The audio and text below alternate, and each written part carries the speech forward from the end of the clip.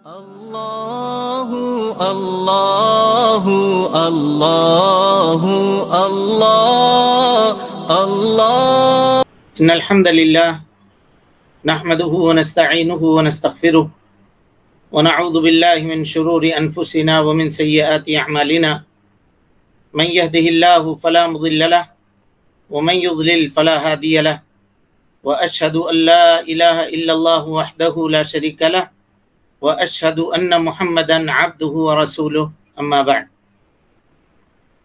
فان خير الحديث كتاب الله وخير الهدي هدي محمد صلى الله عليه وسلم وشر الأمور محدثاتها وكل محدثة بدعة وكل بدعة ضلالة وكل ضلالة في النار.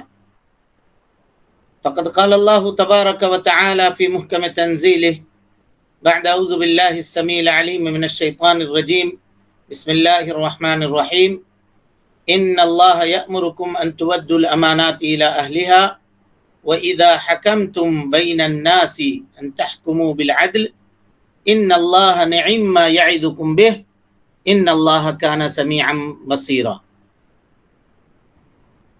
محترم حاضرین، سامعین و سامعات، ناظرین و ناظرات، عہدہ اور ذمہ داری اس عنوان پر وضاحت کرنے کے لیے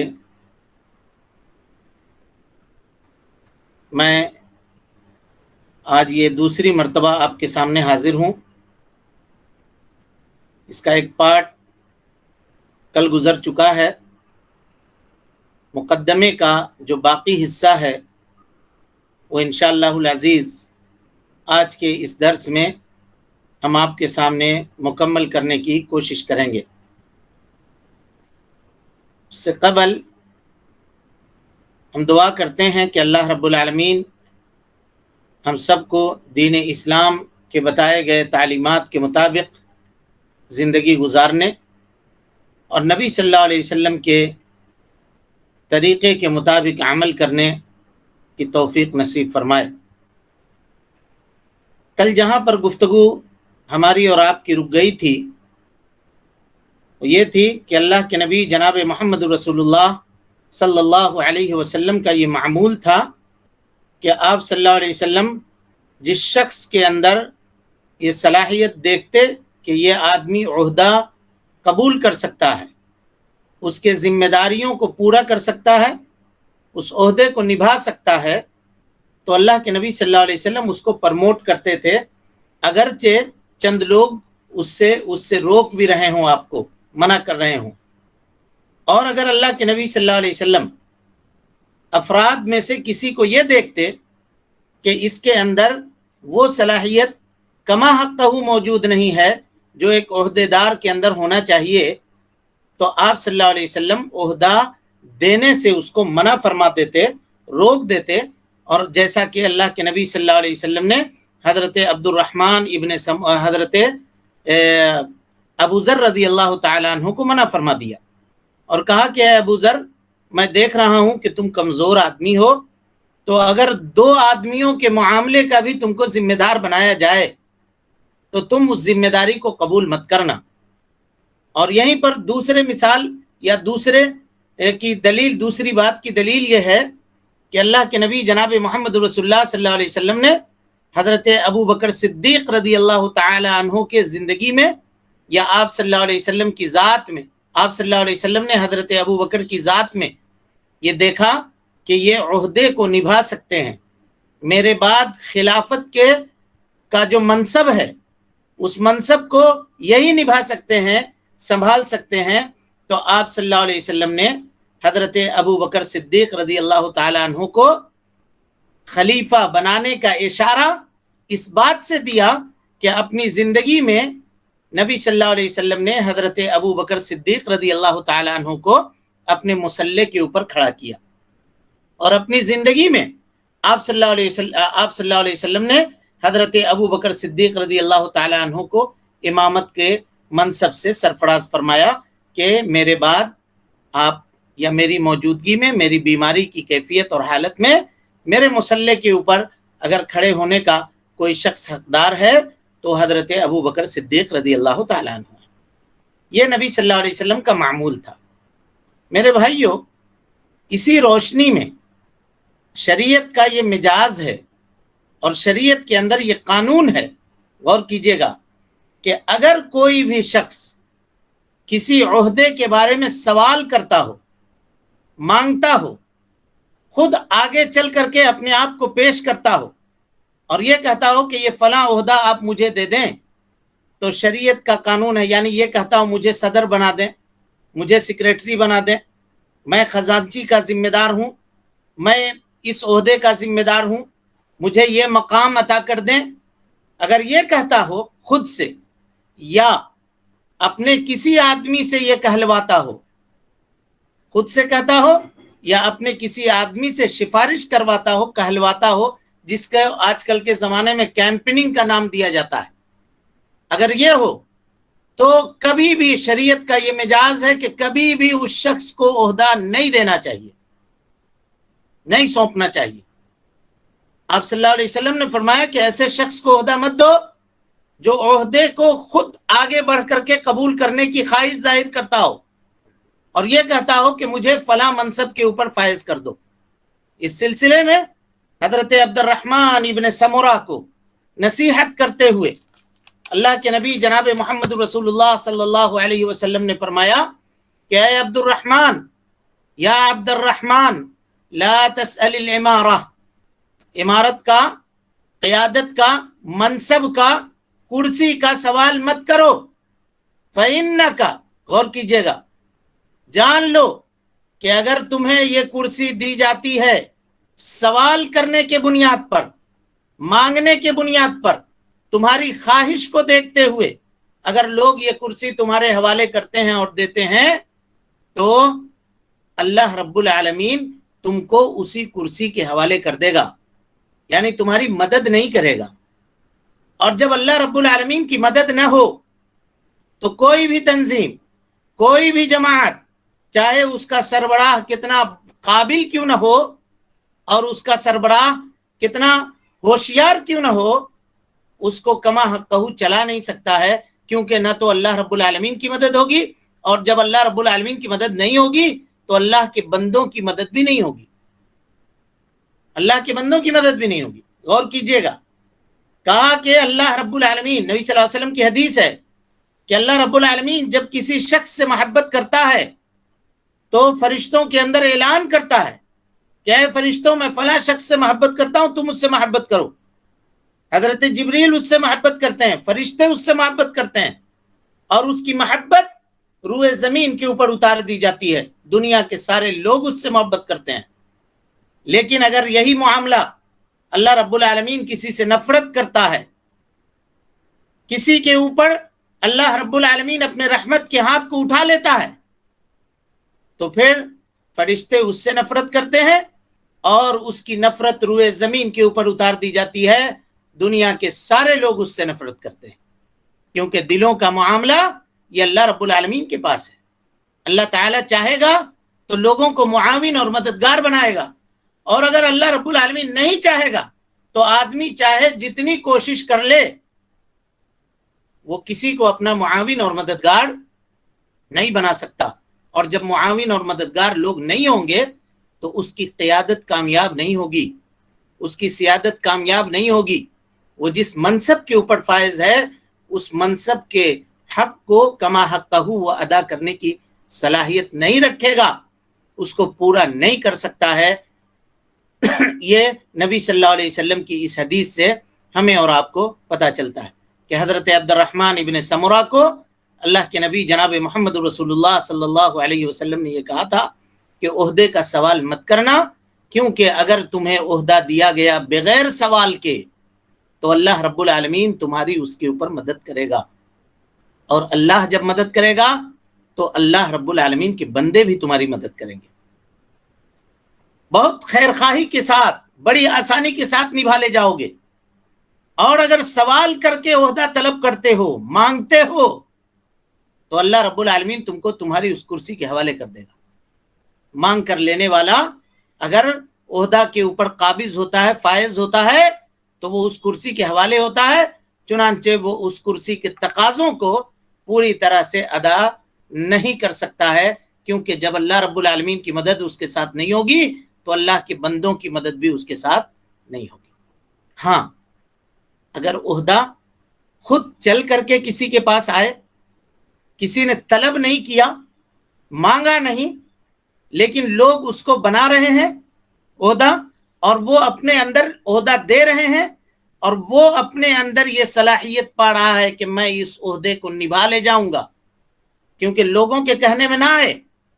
بسا اوقات لوگ دوستی میں یا کبھی کبھی دشمنی میں آدمی کو بڑے خطرے کے اندر گرفتار کروا دیتے ہیں، اس سے ان کا کچھ نہیں بگڑتا، لیکن وہ پرموٹ کر کے اس مقام پر اس کو لے جا کر پہنچا دیتے ہیں جہاں سے پھر واپس آنا اس کے لیے بہت مشکل ہوتا ہے۔ تو لوگ کہتے ہیں کہ آپ بنیے، آپ کو ہم لوگ پرموٹ کرتے ہیں، آپ کو تیار کرتے ہیں، آپ کو تیار ہونا چاہیے، اور وہ خود اس کے اندر اپنے اندر یہ صلاحیت نہیں پا رہا ہے کہ میرے پاس یہ وقت نہیں ہے، یا میں اس عہدے کے تقاضے کو پورا نہیں کر سکوں گا، یہ بڑی ذمہ داری ہے، اس ذمہ داری کو میں ادا نہیں کر سکوں گا، یہ امانت ہے، اس امانت کا پاس و لحاظ میں نہیں رکھ سکوں گا۔ اگر وہ پا رہا ہے تو لاکھ پوری دنیا کہہ لے اس کو، وہ اس کو تسلیم نہ کرے۔ امام ابو حنیفہ رحمۃ اللہ علیہ کو بادشاہ وقت نے، منصور نے قاضی بنانا چاہا، امام صاحب نے منع کر دیا، کہا کہ نہیں، میں اس کا حقدار نہیں ہوں، مجھے مت بناؤ قاضی۔ اس کے نتیجے میں بادشاہ نے ان کو جیل کے سلاخوں کے پیچھے ڈال دیا، جیل جانا انہوں نے منظور کیا، لیکن اس عہدے کو قبول کرنا منظور نہیں کیا۔ غور کیجئے، یہ اسلاف کا معاملہ ہے۔ اسی طریقے سے ایک اور تابعی ہیں، ان کو عہدے کی، ان کو بھی مقام قضا کی سفارش کی بادشاہ نے، اور کہا کہ ہم فلاں جگہ کا قاضی آپ کو متعین کر رہے ہیں، اب قاضی بنیے۔ انہوں نے انکار کر دیا بھرے دربار میں، کہا کہ نہیں، میں اس عہدے کو نہیں قبول کروں گا، میں اس کے لائق نہیں ہوں۔ اللہ اکبر۔ بادشاہ نے حکم دیا، خلیفہ جو تھا اس وقت، اس نے یہ حکم دیا کہ اس کو قتل کر دو۔ کہا ٹھیک ہے۔ جیب سے انہوں نے کنجی نکالی، اپنے گھر کی چابی نکالی، اور کہا کہ یہ لیجئے میرا چابی، اب تو ہم مر رہے ہیں، قتل کر رہے ہیں نا آپ مجھ کو، تو یہ میرے گھر کسی دوسرے کے حوالے کر دیجیے گا، یہ میرا گھر ہے، اس کی چابی اس کا مالک آپ کو بناتا ہوں میں۔ جب بادشاہ نے دیکھا کہ یہ اس طرح سے ہے کہ یہ مرنے کے لیے تیار ہو گیا، اور گھر کی چابی یہ میرے حوالے کر دے رہا ہے کہ میرے بعد اس گھر سے اگر کسی کو فائدہ اٹھانا ہو تو وہ فائدہ اٹھا سکتا ہے، تو پھر بادشاہ نے کہا کہ چھوڑ دو جی، یہ آدمی نہیں بنے گا۔ موت سے ڈرا رہے ہیں، اس کو مارنے کی دھمکی دے رہے ہیں، اور باوجود یہ عہدہ قبول کرنے کے لیے تیار نہیں ہے، تو پھر یہ کسی صورت میں نہیں بنے گا۔ اور اس نے کہا کہ جاؤ پھر، اب تم یہاں سے چلے جاؤ۔ یہ تھے سلف، اور ان کا معاملہ تھا، وہ عہدوں سے کس طرح سے بھاگتے تھے اس کا اندازہ آپ لگائیے۔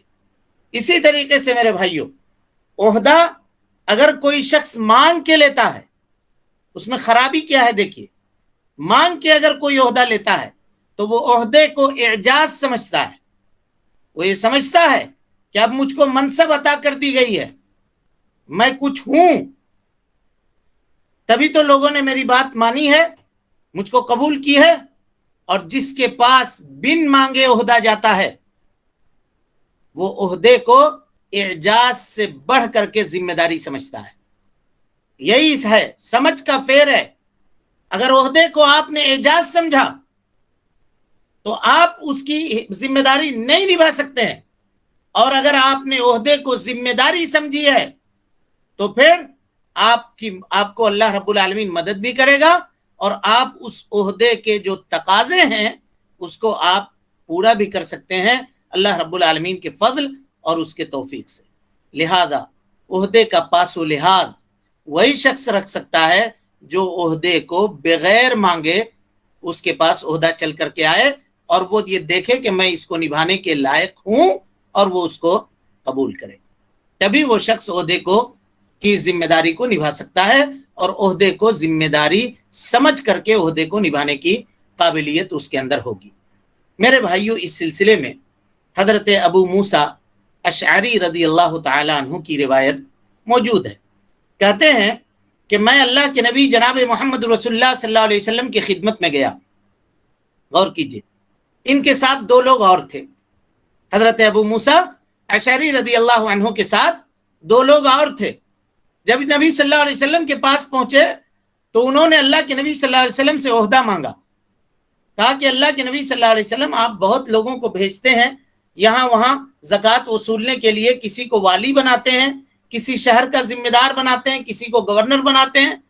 ہم کو بھی کچھ کام دیجئے, ہم کو بھی کہیں کا گورنر بنا دیجئے, کہیں صدقہ وصولنے کے لیے, زکوٰۃ وصولنے کے لیے ہم کو بھی روانہ کر دیجئے. اللہ اکبر. اللہ کے نبی صلی اللہ علیہ وسلم نے دو ٹوک لفظوں میں فرمایا. آپ نے کہا اِنَّا لَا نُوَلِّي هَذَا الْأَمْرِ مَنْ سَأَلَهُ. لوگو جان لو, من يسألہ, جان لو لوگو کہ جو بھی کوئی شخص, ہماری عادت ہے کہ جو بھی کوئی شخص ہم سے ذمہ داری کا سوال کرتا ہے, عہدہ طلب کرتا ہے, مانگتا ہے, تو ہم اس کو عہدے کا ذمہ دار نہیں بناتے, ہم اس کو عہدہ نہیں دیتے ہیں. چنانچہ اس حدیث سے یہ بات ثابت ہوئی کہ یہ شریعت کا قانون ہے کہ اگر کوئی شخص عہدہ مانگے تو اس کو عہدہ نہیں دینا چاہیے. اس لیے کہ وہ شخص عہدے کے ذمہ داری کو اور اس کے تقاضے کو کبھی بھی پورا نہیں کر سکتا. لیکن یہاں پر ایک علمی بحث ہے, تھوڑا سا ہم رک کر کے اس معاملے کی وضاحت کر دیں تو اچھا ہے. غور سے دیکھیے, ایک چیز ہوتی ہے عہدہ اور ایک چیز ہے وظیفہ. ایک چیز کیا ہے؟ وظیفہ.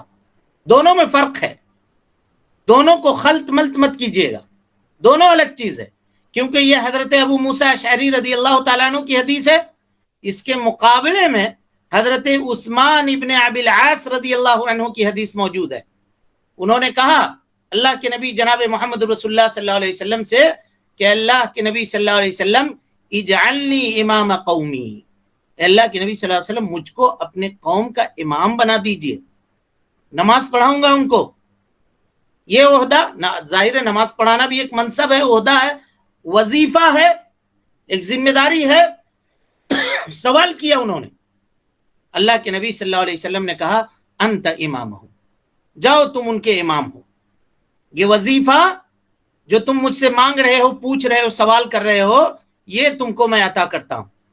لیکن خیال رکھنا کہ جو تمہارے قوم کا سب سے ضعیف اور کمزور آدمی ہے اس کا لحاظ رکھتے ہوئے, اس کا خیال کرتے ہوئے نماز پڑھانا.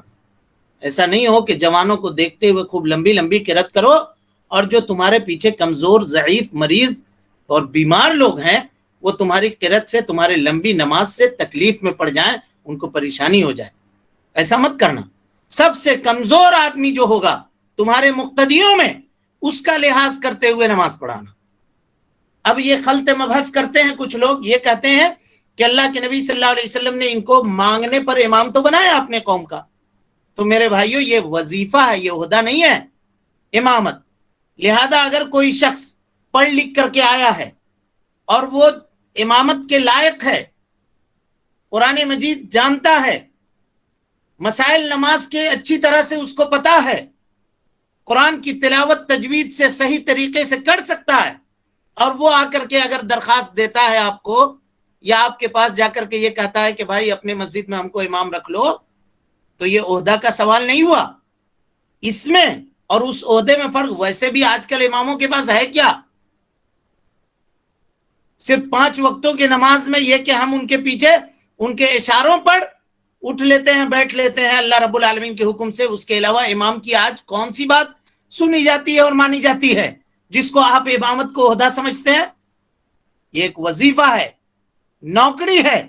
اگر وہ طلب کر رہا ہے اور وہ اس بات کا حقدار ہے, پڑھا لکھا ہے, جو امامت کرانے کے جو شروط ہیں اس شرط کے اوپر وہ پورا اتر رہا ہے, تو پھر اس کو امام رکھنے میں کیا حرج ہے؟ اور آپ کے پاس جگہ بھی خالی ہے تو اس کو امام رکھنے میں کوئی حرج کی بات نہیں ہے. اسی لیے ان دونوں حدیثوں میں فرق کیجئے گا. اسی طریقے سے کچھ لوگ یہ کہتے ہیں کہ عہدہ کا سوال نہ کرو, لیکن حضرت یوسف علیہ السلام نے عہدہ مانگا ہے. حضرت یوسف علیہ الصلوۃ والسلام جب جیل سے چھوٹ کر کے آئے اور بادشاہ کے عزیز مصر کے پاس پہنچے تو حضرت یوسف نے عزیز مصر سے کہا اجعلنی علی خزائن الارض، مجھ کو اپنی مملکت کا وزیر خزانہ بنا دو. یعنی حضرت یوسف علیہ الصلوۃ والسلام نے عہدے کا طلب کی، عہدے کو مانگا، عہدہ طلب کیا. یہ دلیل پکڑتے ہیں کچھ لوگ، علماء نے اس کے اوپر لمبی بحث کی ہے اور اس کے جائز اور ناجائز ہونے کے اوپر حکم لگایا ہے. سب سے بہترین بحث اس سلسلے میں جو موجود ہے وہ حضرت عبد الرحمن ابن سعدی رحمۃ اللہ علیہ نے کی ہے. کہتے ہیں کہ سنیے، حضرت یوسف نے عہدہ جو طلب کیا تو آیت کے اخیر میں اس عہدہ کے طلب کے جواز کے سلسلے میں دلیل موجود ہے. کہا آپ نے کیا کہا؟ کہا انی حفیظ علیم، جو مصیبت جو پریشانی تمہارے اوپر نازل ہونے والی ہے میں اس میں تمہاری حفاظت کروں گا، وہ صلاحیت میرے اندر موجود ہے، اور میں علیم ہوں، جاننے والا ہوں، علم رکھنے والا ہوں. یعنی اگر آج کے زمانے میں بھی عبد الرحمن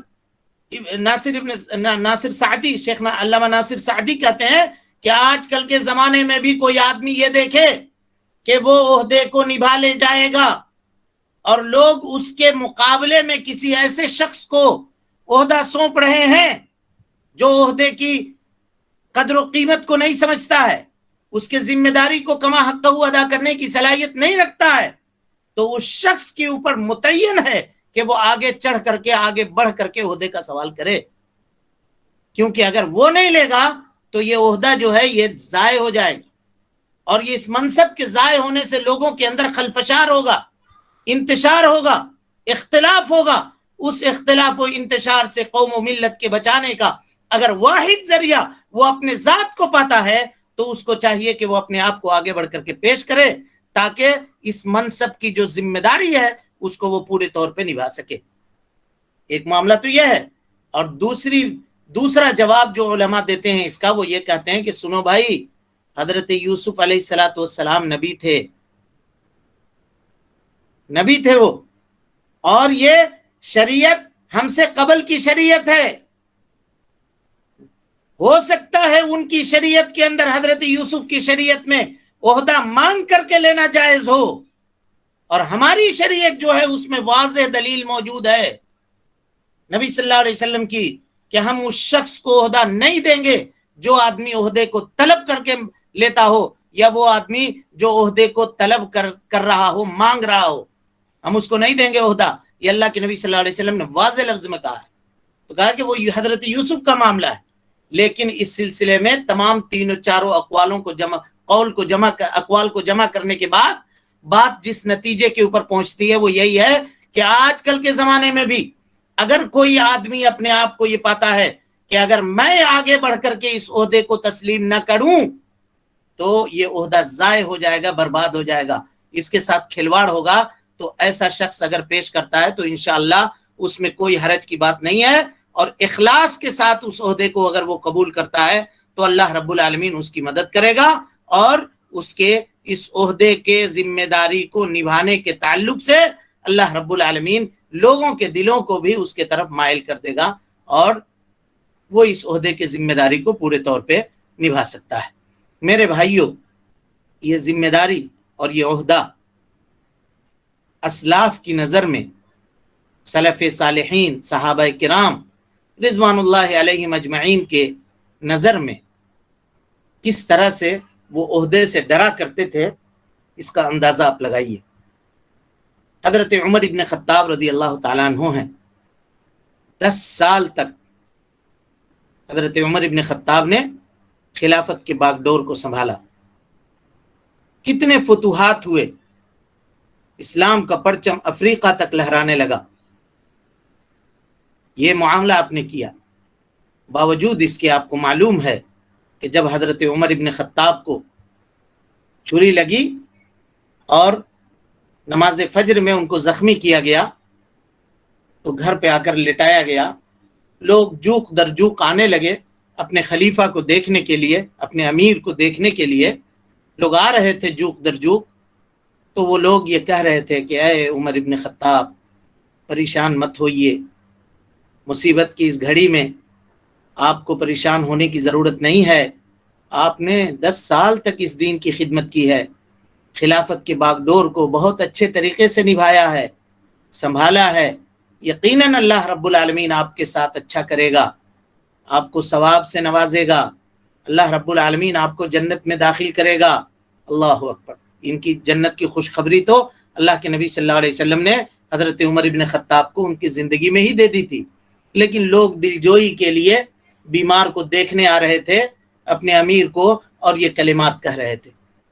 हज़रत उमर सुनते रहे और उसके बाद उन्होंने कहा कि लोगों, तुम मेरी जिम्मेदारी से मुझे ये कह रहे हो, मुझे तो बस इतना चाहिए कि क़यामत के दिन अल्लाह ताला ये कह दे मुझसे कि ऐ उमर, ना तो मेरा हक तुम्हारे ऊपर कुछ है, ना तुम्हारा हक मेरे ऊपर कुछ है, जो कुछ है ले दे करके बराबर, किसी के बारे में सवाल ना हो मुझसे, पूछा ना जाए मुझसे, तो मैं कामयाब हूं। ये जिम्मेदारी का एहसास था। गौर कीजिए किस तरह से जिम्मेदारी को हजरत उमर इब्न खत्ताब रदी अल्लाह ताला अन्हु, हालांकि खलीफा, खिलाफत की बागडोर जो आपने संभाली है, आज तक दुनिया और मुसलमानों को छोड़ दीजिए, दूसरे लोग भी उनकी मिसालें दिया करते हैं। बावजूद इसके इस ओहदे के ताल्लुक से हजरत उमर इब्न खत्ताब किस तरह से आप जिम्मेदारी का एहसास आपके अंदर था, इसका अंदाजा आप लगाइए।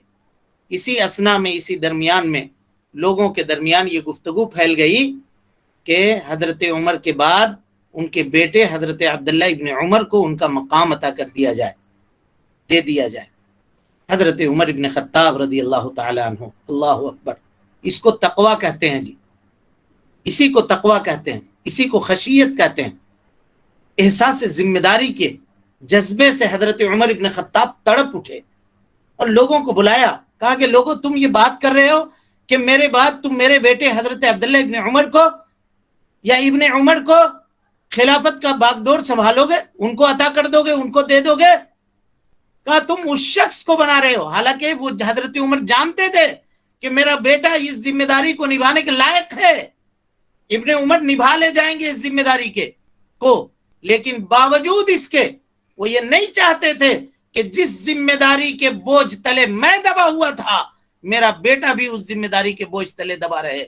क़यामत के दिन जो जवाब मुझे देना पड़ेगा, वो ये नहीं चाहते थे कि कहीं ऐसा ना हो कि मेरे बेटे को भी उस इब्तिला, आजमाइश और परेशानी से उसको गिरफ्तार होना पड़े।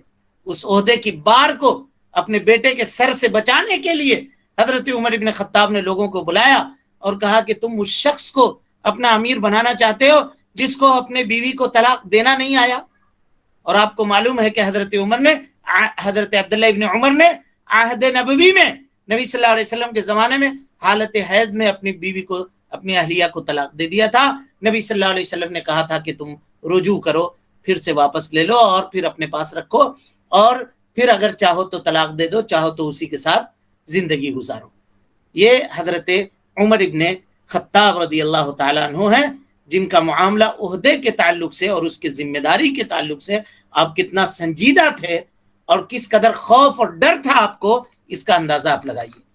इसी तरीके से मेरे भाइयों, एक और मिसाल बयान करके बात को ख़त्म करते हैं, फिर इंशाअल्लाह आइंदा के दर्स में इसकी मज़ीद वजाहत हम आपके सामने करेंगे।